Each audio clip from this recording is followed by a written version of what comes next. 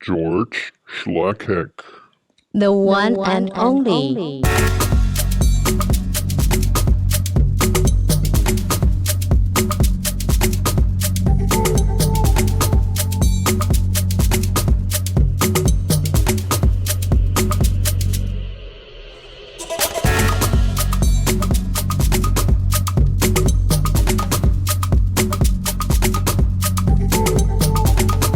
Hello, everyone.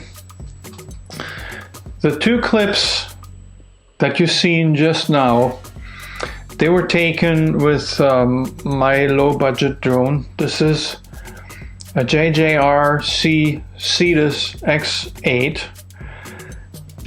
This is it. See, the Cetus has a camera that that records video in 1080p high def. However, the camera is fixed. You cannot tilt this at all. So what happens when the Cetus goes forward like this, the position is like that, and you will not see the horizon. The Cetus won't see the horizon. You know, you can see the ground quite well, but what if you wanted to take a picture, or like I've been flying over the North Saskatchewan River, and yeah, it looks quite nice when you see the water and the ice down below and the shore.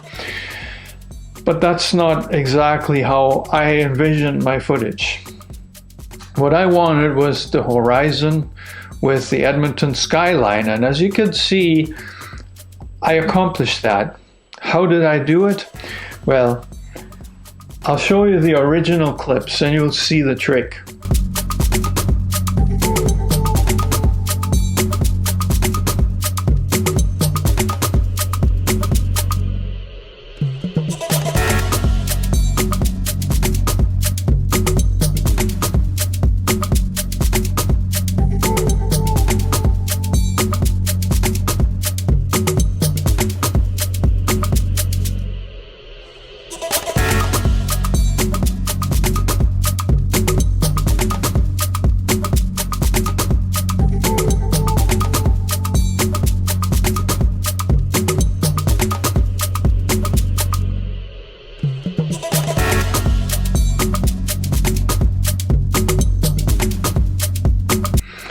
The Cetus, when it flies backwards, it'll do the same thing.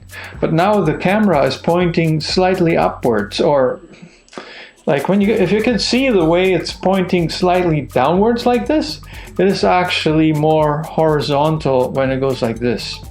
So I do this quite slow actually, and the footage that I took, I reverse it, and then I accelerate it. The other things I've done to it is stabilize it, because, you know, Cetus when the wind it shakes. This thing is fixed. So the drone moves like that, the footage is shaky. And even with the stabilization, I do this in Final Cut Pro, you cannot eliminate that completely. However, I think you will agree that the footage that I edited looks a lot better than the way it came straight out of the camera. So I just want to share what I do to accomplish that. There are, like, I think it's 3 or 4 steps that I do. First, I correct the colors. Quite simple to do. There's a balance color button. That's all I do. Comes out beautifully. I think you can see the difference. Then I reverse the clip, because now it looks like he's going forward. Then I accelerate it by 2, so it looks a little faster. It looks like now he's flying toward the Edmonton skyline. And then the next thing I do is stabilize it. And this is as good as it gets right now. Perhaps an exception could be a day when it is extremely calm. When there's no wind, this thing goes super smooth. As soon as there's wind, you know, he'll compensate like this, like that. It shakes. So the thing to get right now that in my mind is going to be the next step for me is going to be a drone that has a gimbal that can compensate for the movement. And I would really like a drone that could go a little further.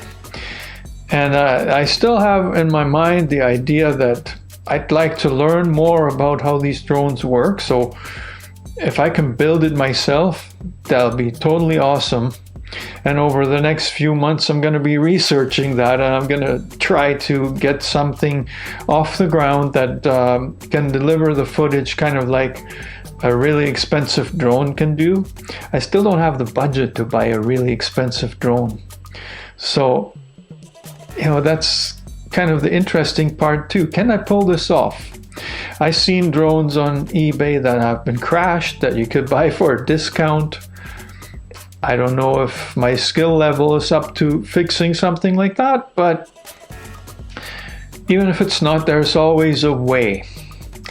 Now, the other thing is probably not any easier, is to gather a bunch of parts together, trial and error, do a lot of reading, a lot of other YouTubers, and then try to come up with my own.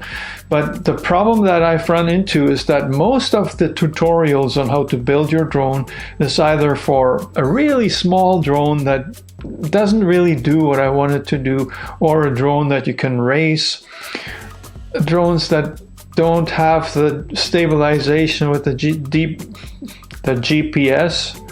I don't know how necessary that is once you are really good at flying, but I noticed that when I take this thing out of the GPS mode, holy moly, yeah, it better be calm, because if it's not, yeah, I'm not really that fast with my reflexes that I get it really under control that fast.